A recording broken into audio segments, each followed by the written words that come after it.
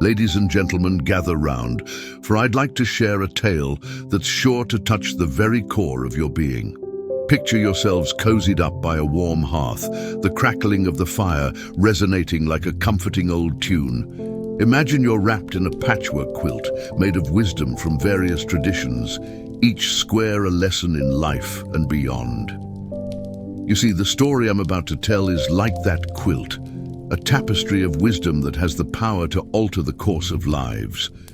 It's a story that echoes the voices of sages and prophets, transcending time, religion, and even the boundaries of this world. This isn't just a tale for tonight. It's a guide for a lifetime, a narrative that can prepare your soul for its eternal journey. So settle in and open your hearts and minds. Let's delve into the transformative tale of Samuel, a story that could very well be about any one of us at any point in our lives. Let's begin.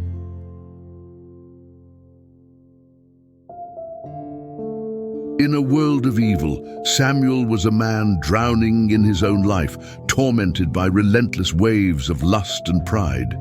These sins whispered in his ears and clung to his soul, leading him to question his own worthiness.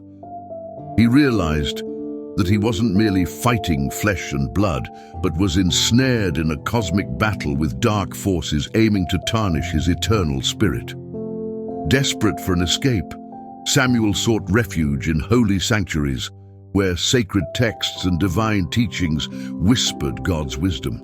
Here he learned that the fierce battle within him was a mirror of an even fiercer spiritual war. The same lust and pride that had shackled him were the worldly fetters he needed to shatter. He guarded his heart as if it were the Holy of Holies, for it was the sanctified origin of his every thought and desire. Fasting, praying and meditating, Samuel disciplined his soul to focus solely on God, forsaking the siren calls of earthly wealth and fleeting pleasure. This refuge was the furnace where Samuel's soul was both shattered and reforged. The scriptures spoke of renewing the mind, and he took this to heart like a zealot, purging thoughts of worldly lust and pride, replacing them with celestial aspirations. In the quietude of his spiritual practices, Samuel experienced a liberation that he had never felt before.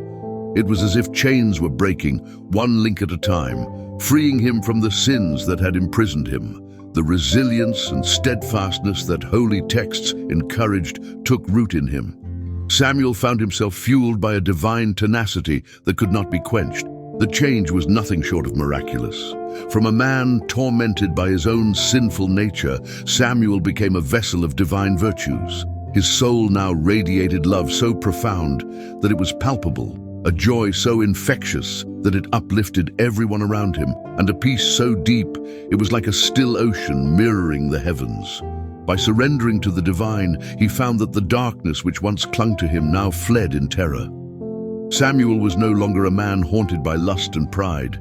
He had become a soul illuminated by grace. Through the rigor of spiritual discipline, Samuel had reconstructed the broken walls of his character. He was no longer a crumbling fortress, but a citadel of strength and virtue. Samuel's life was transformed from a cautionary tale into an inspirational saga, demonstrating the indomitable power of faith. The transformation was so monumental, so soul-stirring, that those who witnessed it couldn't help but be moved. Samuel became not just a beacon, but a lighthouse in the tempest, guiding others through their own eternal struggles towards an everlasting peace. The end. Ladies and gentlemen, in this manner, Samuel's tale of transformation becomes not just a solitary journey, but an invitation to each of us. His life and its profound metamorphosis serve as a living testament, a guide that can light the way for all willing to embark on this extraordinary voyage toward eternity. So as you've absorbed these teachings, understand that they are not just guiding you for this life, but preparing you for what comes next. The struggle between the worldly and the spiritual is an ongoing battle, but one that shapes the soul for its eternal journey. Hold these lessons close. They are your compass, not just for navigating this world, but for securing your place in the next. The afterlife is a topic many ponder, but few prepare for. Let your actions here echo into eternity, for they are the preparations for your everlasting home. Choose love over hatred, patience over impulsivity, and spirit over flesh. By doing so, you are not merely existing, but are preparing your soul for its ultimate destiny.